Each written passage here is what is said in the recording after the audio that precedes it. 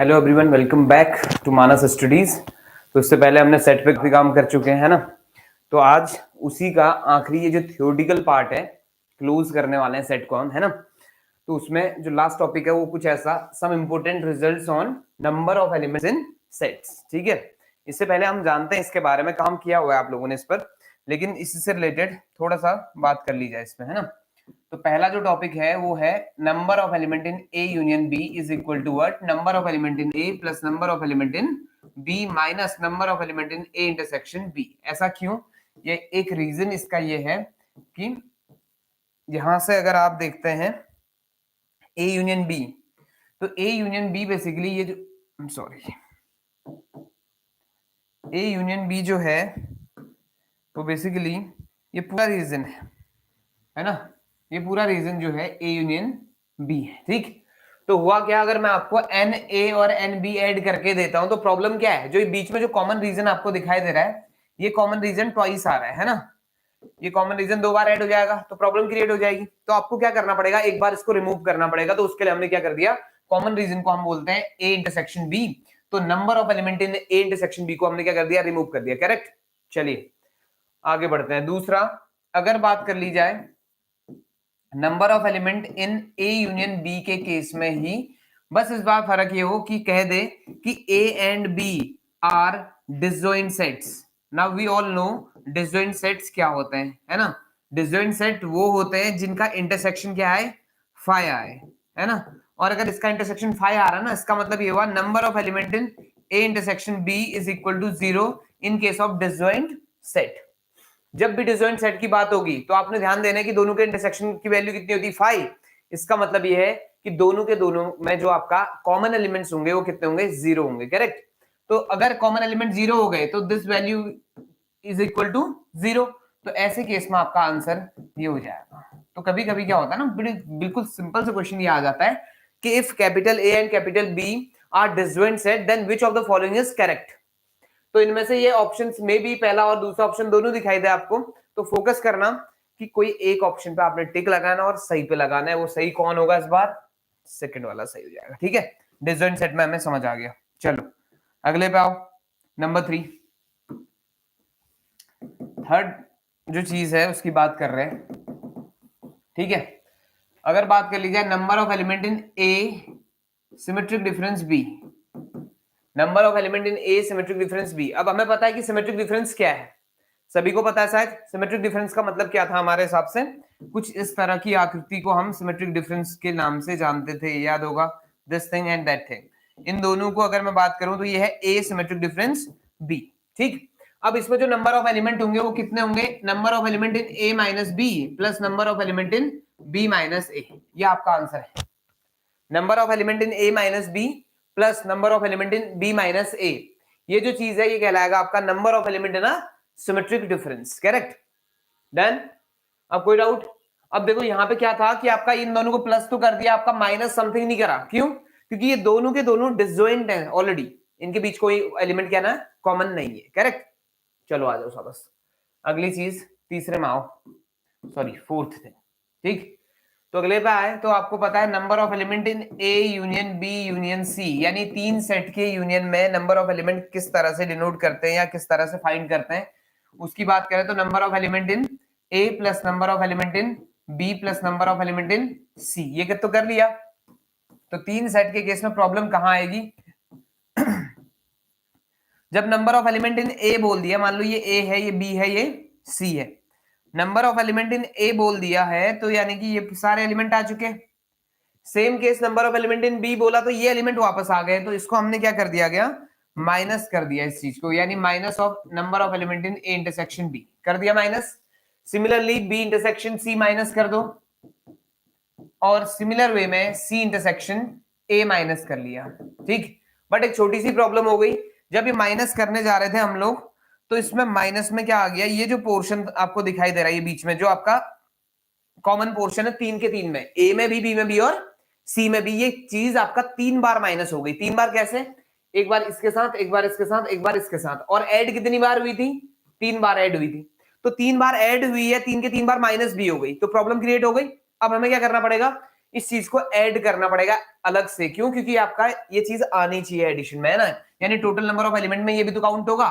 तो इसका मतलब ये है कि A intersection B intersection C ये आपका ऐड हो जाएगा। तो जो होल फॉर्मूला है कुछ ऐसा दिखाई देगा। करेक्ट? यहां तक समझ आ रहा है? चलो अब आगे। अब एक चीज और है, बड़ी इंपॉर्टेंट है, आई थिंक 5 नंबर पे है, ठीक है, जो भी।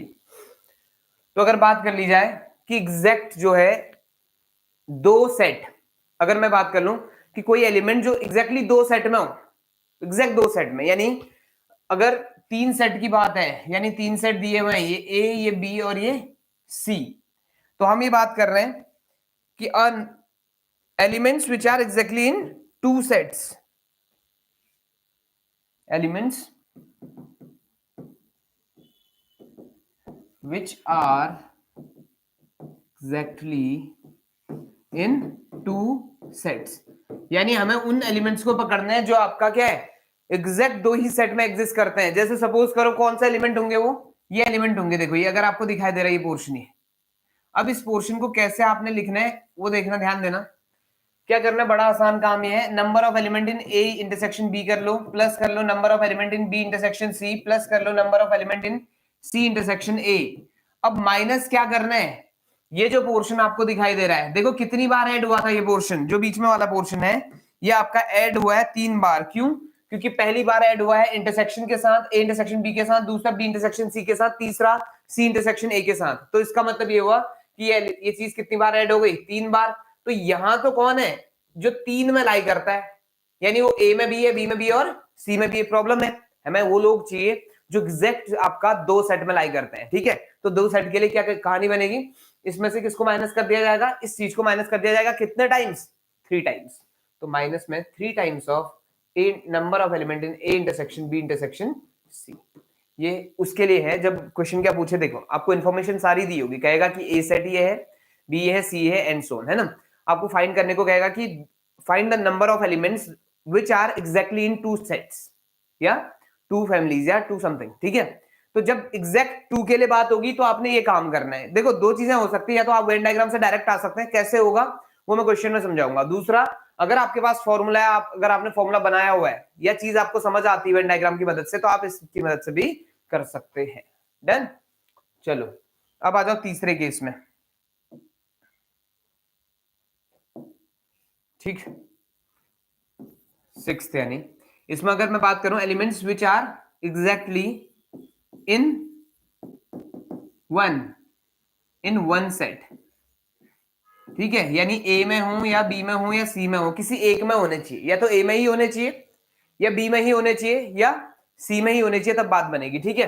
तो ऐसे केस में क्या होगा देख लो जरा,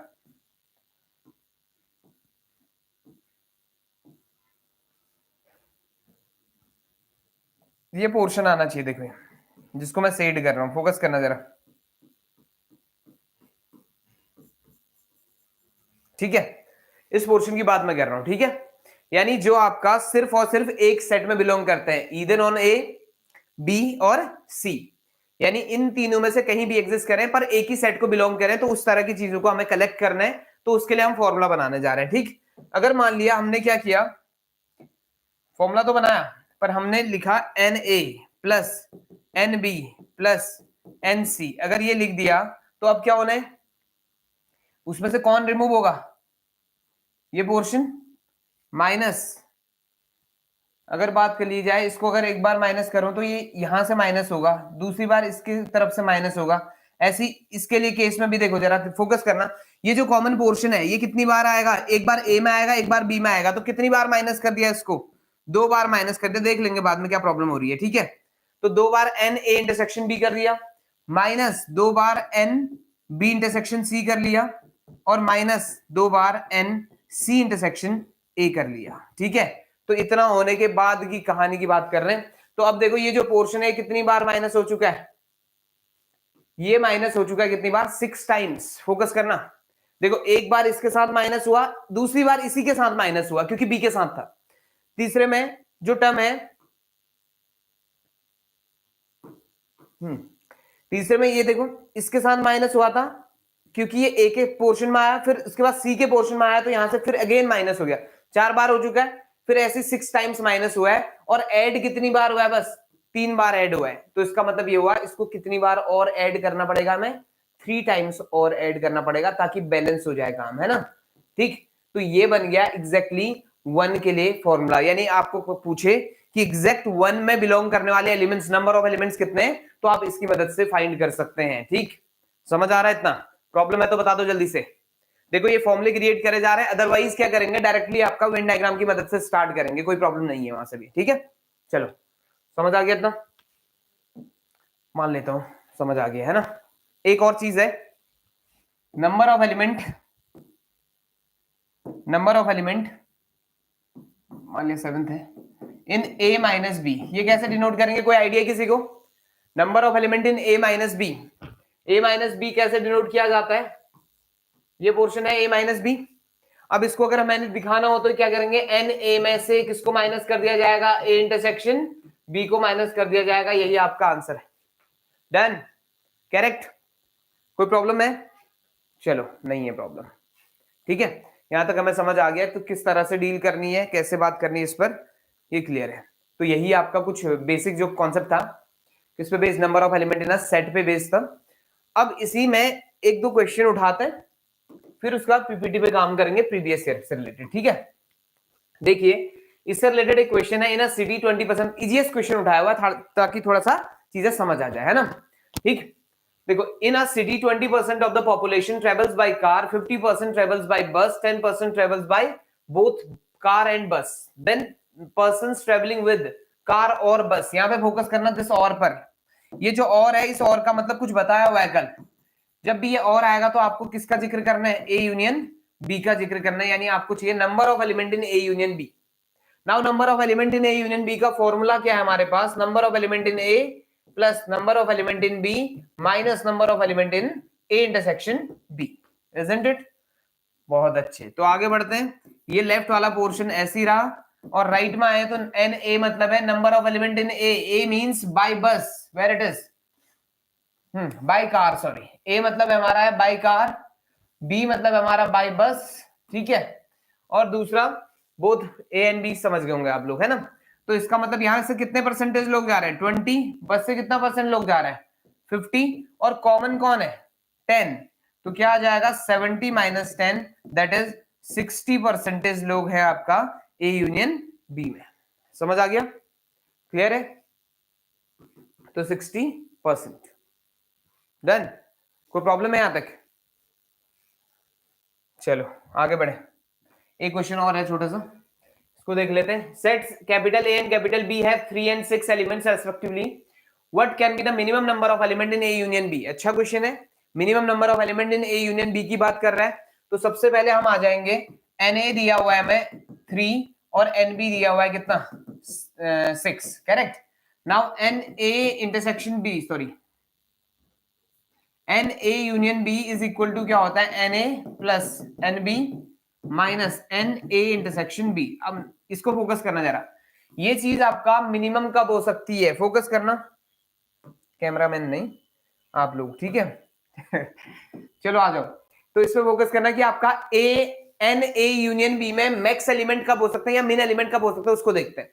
तो मिनिमम एलिमेंट तब हो सकता है जब माइनस होने वाली चीज मैक्सिमम हो। अगर ये चीज मैक्सिमम होगी ना तो इसके पास मिनिमम एलिमेंट्स होंगे, और अगर ये चीज मिनिमम होगी तो इसके पास मैक्सिमम एलिमेंट होंगे। सिंपल कॉन्सेप्ट है। देखो अगर मैं चीज कह रहा हूं आपसे, कुछ ऐड हो रहा है और कुछ सब्ट्रैक्ट हो रहा है, देखो दो चीजें ऐड हो रही है प्रॉब्लम नहीं है, लेकिन जो सब्ट्रैक्ट होता है वो बड़ा मायने रखता है। आपको क्या करना है, जो चीज सब्ट्रैक्ट होती है वो कम हो ना तो वैल्यू मैक्सिमम आएगी, अगर जो चीज सब्ट्रैक्ट होने वाली हो मिनिमम हो, पॉसिबल मिनिमम पॉसिबिलिटीज हो, तो वैल्यू क्या होगी, ज्यादा आएगी। और अगर वो मैक्सिमम हो जाए यानी कि मैक्सिमम घाटा हो जाए हमें, है ना, तो हमारा प्रॉफिट जो है मिनिमम किस तरह से पता चलेगा, यानी कि कितना हमारे गेन हो रहा है वो कैसे पता चलना है, उस पर काम करते हैं। ठीक, अब देखो जरा, एन ए में कितने एलिमेंट हैं, 3, एन बी में कितने एलिमेंट हैं, 6। अब मुझे ये बता दो कि आपका ए और बी में common element max to max कितने हो सकते हैं, कोई आइडिया है? ए और बी में मैक्सिमम कॉमन एलिमेंट कितने हो सकते हैं? इसके पास 3 एलिमेंट थे, for example A comma B comma C, इसके पास 4 एलिमेंट 6 थे, 1 2 3 4 5 6, हो सकता है A is equivalent to anyone, B is equivalent to anyone, C is equivalent to anyone, but खेल क्या है, अगर आपका A B C अगर ये तीन के तीन सेम हुए ना इसमें, तब भी कोई प्रॉब्लम नहीं है। यानी maximum number of element in A intersection B will be what 3। क्यों 3 ही? क्यों? क्योंकि 3 पहले वाले के पास एलिमेंट है, दूसरे के पास कितने हैं 6 हैं, तो कॉमन मैक्सिमम कितने हो सकते हैं 3 ही तो हो सकते हैं। कॉमन एलिमेंट कितने होंगे मैक्सिमम 3 हो सकते हैं, उससे ज्यादा नहीं हो पाएंगे। ठीक, और मिनिमम की बात होगी तो 0 भी हो सकता है, नहीं पता। तो फिलहाल आ जाओ कि हमें इसकी मैक्सिमम वैल्यू चाहिए थी। इसकी मैक्सिमम वैल्यू में कितने एलिमेंट आए 3।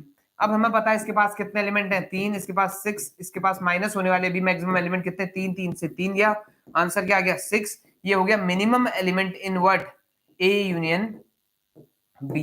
ठीक है, तो मैक्स और मिनिमम का क्वेश्चन अच्छा खासा है एक। ठीक, तो थोड़ा सा ये बेसिक के लिए हमारे काम करेगा, इसके अलावा फिर बात करेंगे। करेक्ट, डन, समझ आ गया यहां तक? चलिए जी, अब आ जाओ थोड़ा सा एक दो टॉपिक और बाकी, जैसे डिमॉर्गन्स लॉ। ठीक है, डिमॉर्गन्स लॉ। तो डिमॉर्गन्स लॉज में फेमस से लॉज उठाते हैं सीधे सीधे।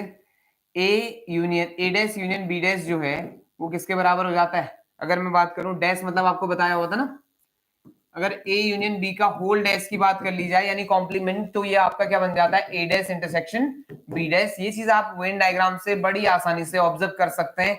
एक बार आप क्या करेंगे, लेफ्ट वाला पार्ट बनाएंगे और एक बार राइट वाला पार्ट बनाएंगे, तो दोनों को आप अगर ऑब्जर्व करते हैं तो दोनों इक्विवेलेंट आएंगे, दैट इज इक्वल आएंगे। तो इस सिचुएशन में हम क्या कहेंगे, ये बोथ आर इक्वल। तो ये कहलाता है डिमॉर्गन्स का पहला लॉ। ठीक है, समझ आ गया? नंबर 2 पे आ जाओ।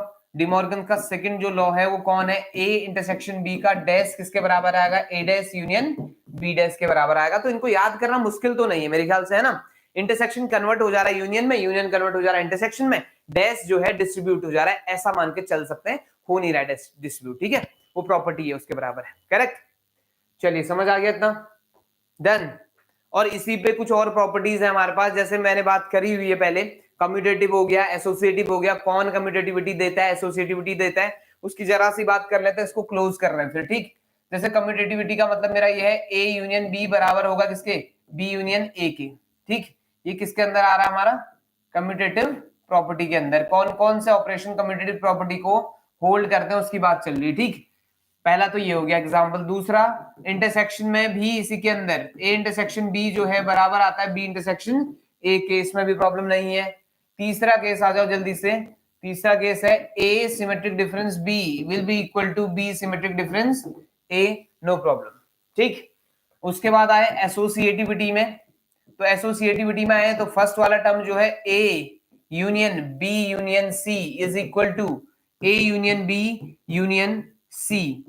और सेकंड केस इंटरसेक्शन में भी सेम है ना, इंटरसेक्शन में भी आपका इस तरह की कहानी हो जाती है। और तीसरा केस है सिमेट्रिक डिफरेंस में भी आप इस चीज को अप्लाई कर सकते हैं। ठीक,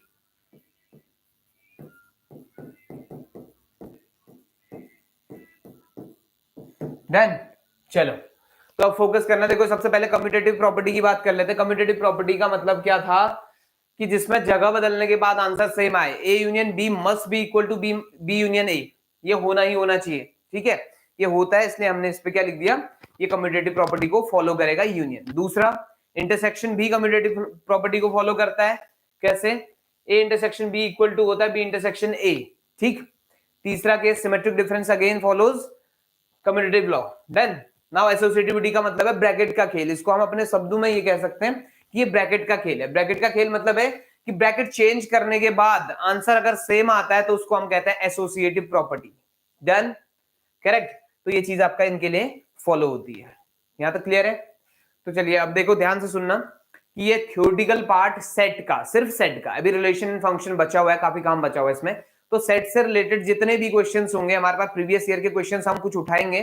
तो कल और परसों में, यानी कि 2 दिन, नेक्स्ट 2 क्लासेस में हम उस पर काम करेंगे। ठीक है, देन आफ्टर दैट उसके बाद हम आएंगे रिलेशन में, फिर फंक्शन में, फिर उनके क्वेश्चंस पे काम किया जाएगा। करेक्ट, चलिए बने रहेगा हमारे साथ। धन्यवाद। जय हिंद, जय भारत।